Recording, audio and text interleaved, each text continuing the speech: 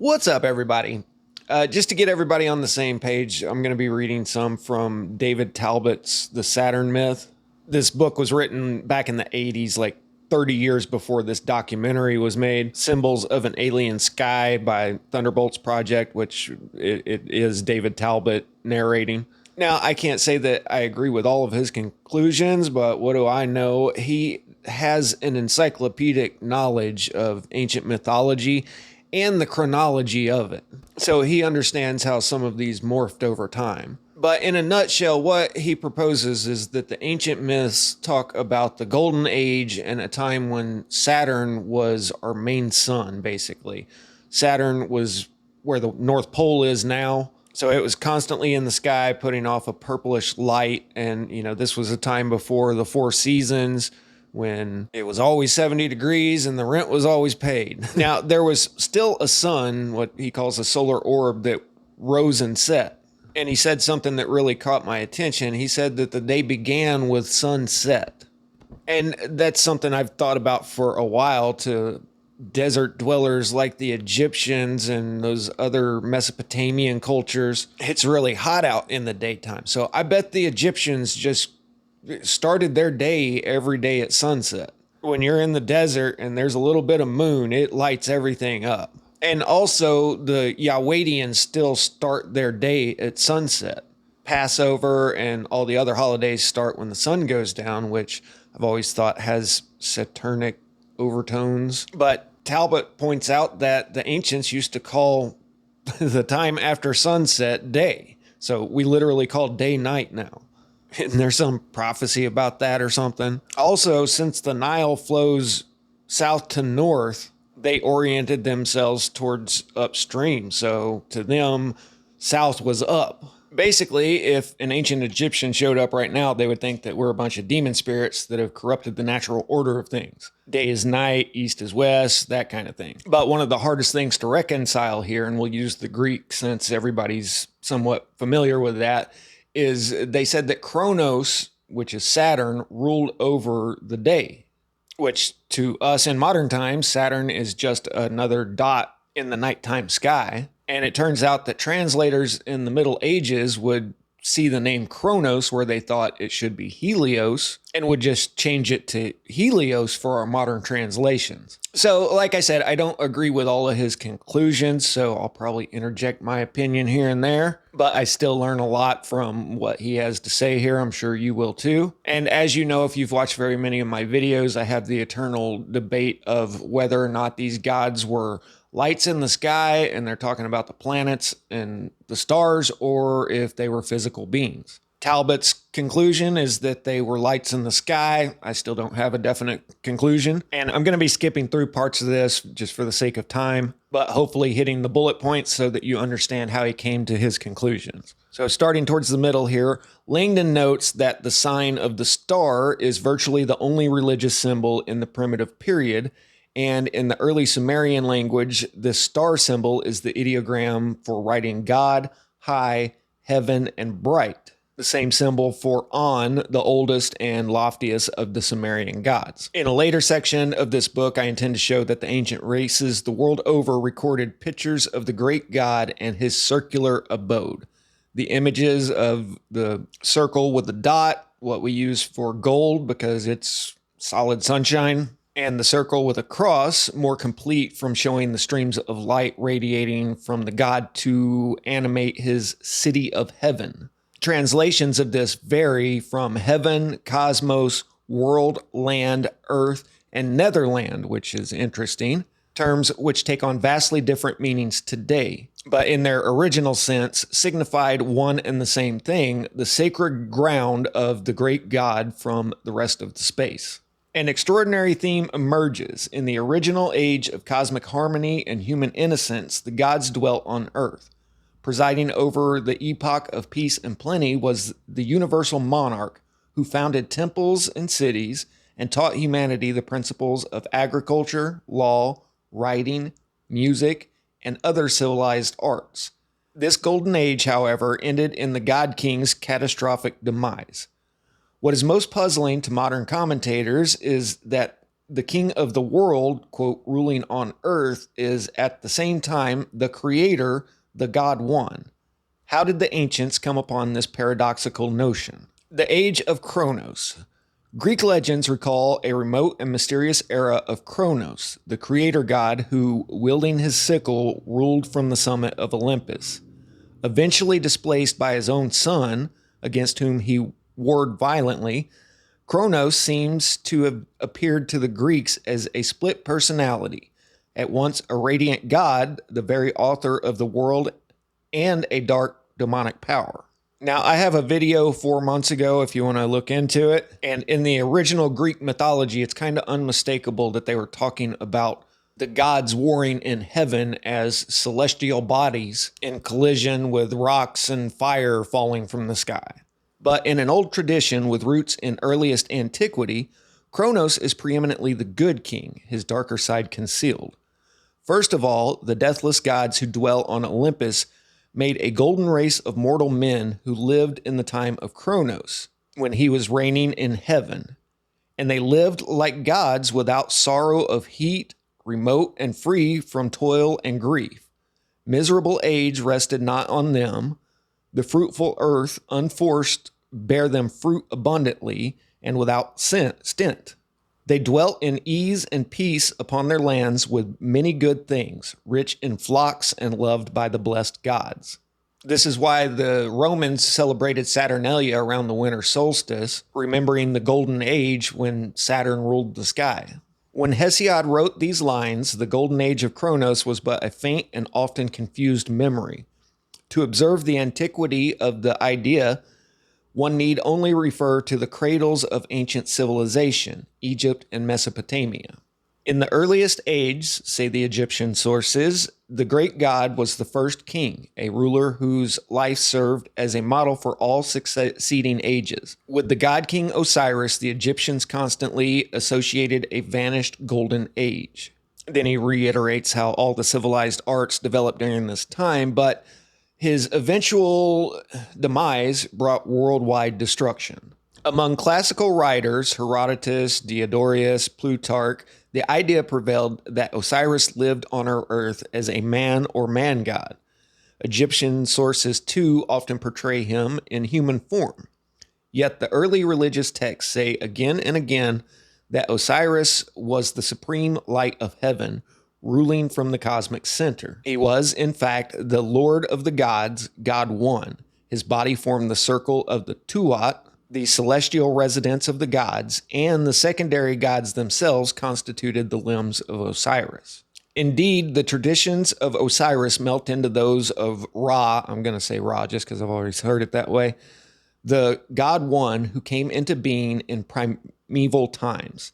Just as Osiris's followers remembered his rule on earth, so did other Egyptians recall the terrestrial reign of the creator Ra. To this age, the Egyptians continually looked back with great regret and envy. Ra, the father of the gods, reigned over the terrestrial world, but wandered away when the heavens fell into disorder. Now, going back to the Romans for a second, during Saturnalia, one of the traditions was that the rest of the year they had these woolen ropes tied to the feet of the idol, the statue of Saturn. But during Saturnalia, they loosened these bonds to symbolize the liberation of the god. So they're symbolically holding Saturn in its preeminent place in the heavens before it got knocked out to where it is today. Coincidentally, on the other side of the world, the Inca had the Intihuatana, which most sources just say is a type of sundial, but what that translates to is hitching post of the sun. So again, they are symbolically tying up the sun to keep it in its original place. So if you cross-reference the two here, they were trying to keep Saturn, the original sun, in its place, and it didn't work.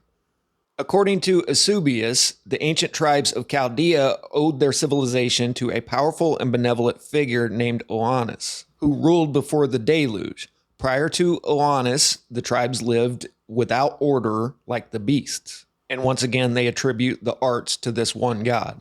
Then he says that Oannes was simply the Greek name for the Babylonian Ea, which is the Sumerian Enki, worshipped in the city of Eridu at the mouth of the Euphrates. The tradition dates to the earliest stage of Sumerian history, a time when the myths say that Enki and his wife Damkina governed the lost paradise of Dilmun, the pure place of man's genesis, Eden. Now, just to throw in my 2 cents, he says that all of these names refer to the same god Saturn up in the sky in the golden age prior to the deluge, and that Osiris morphed into Ra. But what if these were physical beings that were here for successive generations? So Osiris eventually yielded to his son Ra, like the Canaanite El eventually yielded to his son Baal, and that the cosmos were different at that time, but there was a big cataclysm and all of the gods went underground or boned out or whatever. Because if you read the old accounts, they'll say things like, I am the bull. They don't say, I'm like a bull. They say, I am the bull, saying, I'm strong. So if you are a powerful god king ruling here on earth over the mere mortals, you would say that I am the sun. I am the life giver.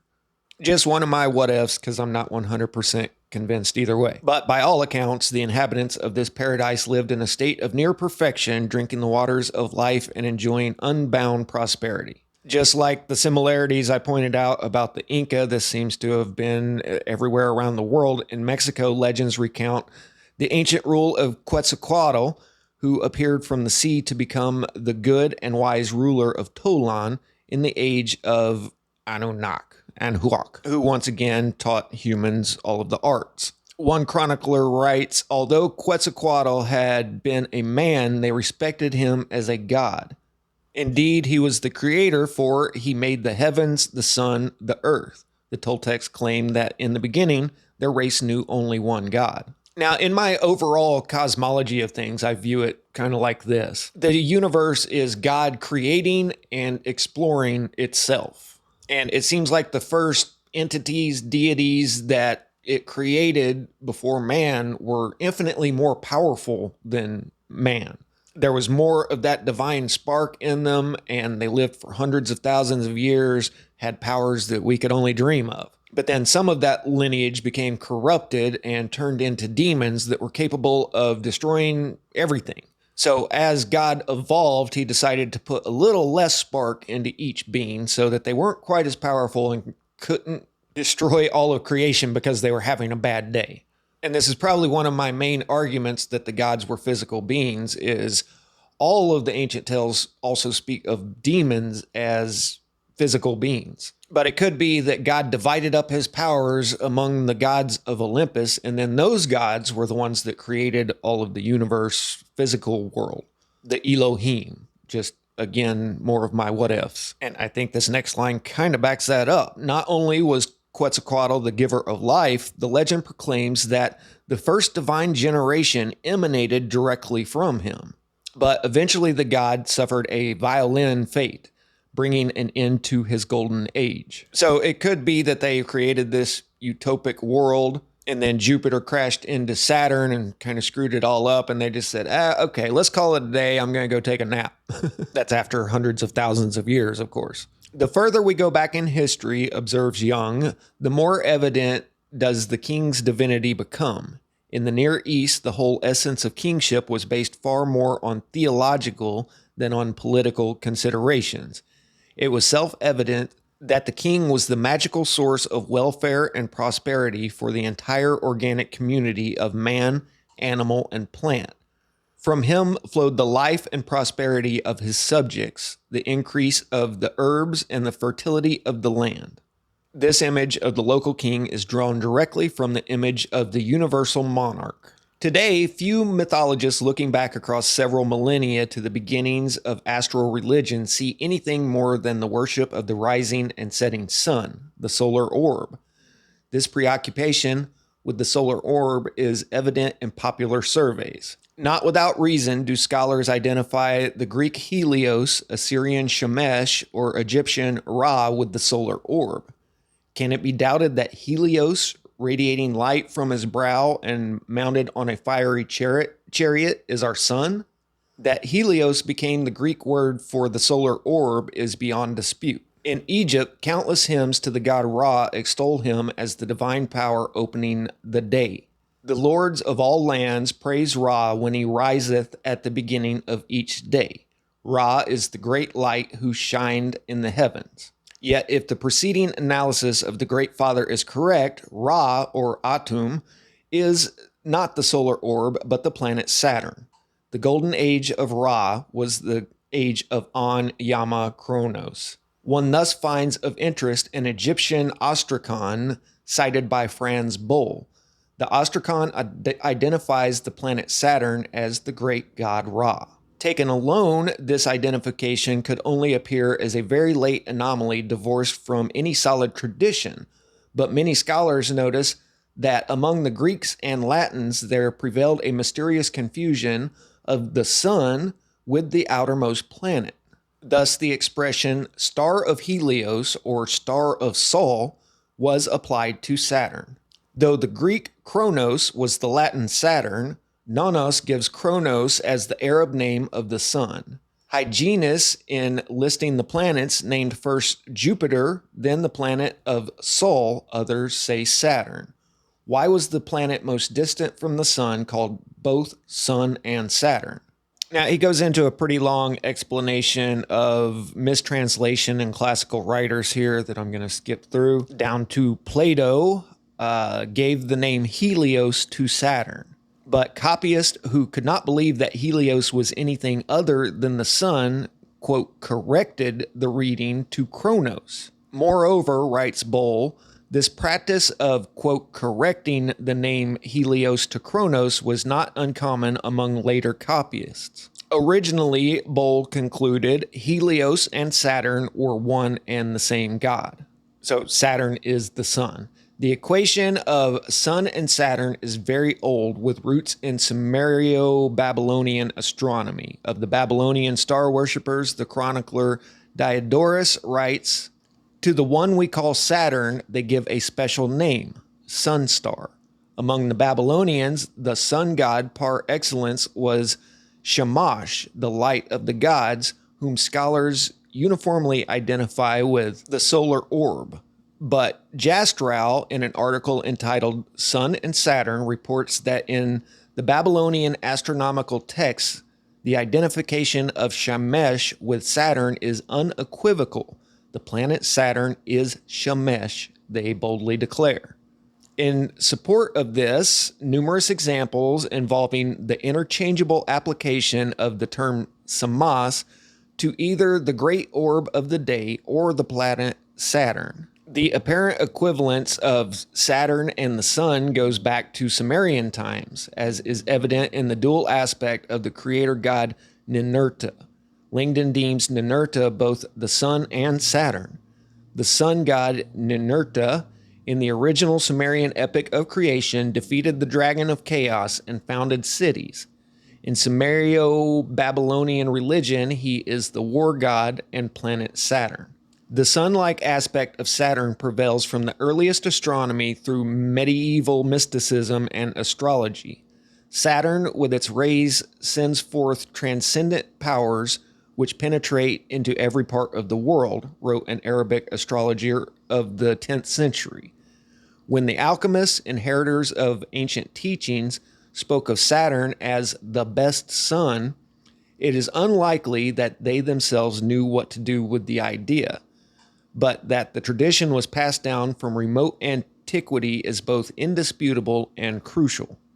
In claiming that the great father Saturn, presiding over the lost epoch, was the primeval sun, I do not propose that our sun was absent, rather that it simply did not preoccupy the ancients. To avoid confusion on this point, I must indicate here a conclusion for which I intend to cite additional evidence in the latter sections. Day and night. Okay, all of that was just prerequisite learning for this, if anybody's still here with me. Those scholars who notice the identification of the ancient sun and the planet Saturn usually speak of Saturn as a mythical night sun or second sun. But in truth, Saturn was the sun god pure and simple, for the body we call sun today was not a subject of early rites. The problem is to discern the original meaning of day and night. Many hymns to Shemesh and Ra, the celebrated sons of Mesopotamia and Egypt, describe these gods coming forth at the beginning of the ritual day, and the terminology often appears to signify the rising solar orb. One of the chapters of the Book of the Dead, for example, is the chapter of coming forth by day. This does not refer to the solar orb. Does this not refer to the solar orb rising in the east? A quite different interpretation is possible. Considerable evidence suggests that to the ancients, the day began with what modern man calls night, that is, with the setting of the solar orb. It is widely acknowledged that the Egyptian day once began at sunset. The same is true of the Babylonian and Western Semitic days. The Athenians computed the space of a day from sunset to sunset, and the habit appears to have prevailed among Northern European peoples. This widespread custom poses a special problem for solar mythology. If originally the day began with the disappearance of the solar orb and the coming out of other heavenly bodies, who is the great god who shines at the beginning of this day? The explicit answer comes from the Sumerian text identifying Saturn as god of the dawn. Lucifer, anybody? The morning star? Saturn came forth in overwhelming splendor. In the land, it became day. This does not equate Saturn with the sun, the solar orb on the horizon. It means that the coming forth of Saturn inaugurated the archaic day, which began at sunset. So long as the solar orb was visible, the fiery globe of Saturn remained subdued, unable to compete with the sheer light of the former body. But once the solar orb sank beneath the horizon, Saturn and its circle of secondary lights acquired a terrifying radiance. Therefore, in archaic times, Saturn was the great god of the day, not the night sun, as scholars usually propose. But obviously, the eventual shifting of the dawn of day from the solar sunset to the solar sunrise could only create a widespread confusion of day and night and morning and evening. On this distinction among the Egyptians, Budge writes, at a very early period, however, the difference between the dark sky and night sky was forgotten. Under normal circumstances, would one likely forget this distinction? If there's confusion, it is because radically different celestial orders separate the present age from the former. The primeval sun was the solitary god of the deep, the one god of archaic monotheism, the planet Saturn. Only in a later age did Saturn come to be confused with the solar orb. There is, in fact, a decisive difference between the primeval god and the body we call the sun today. Unlike the rising and setting solar orb, the original sun god never moved. Okay, so let's just wrap our heads around that for a minute. Just like today, the northern star is up there in the sky during the daytime, but you don't see it.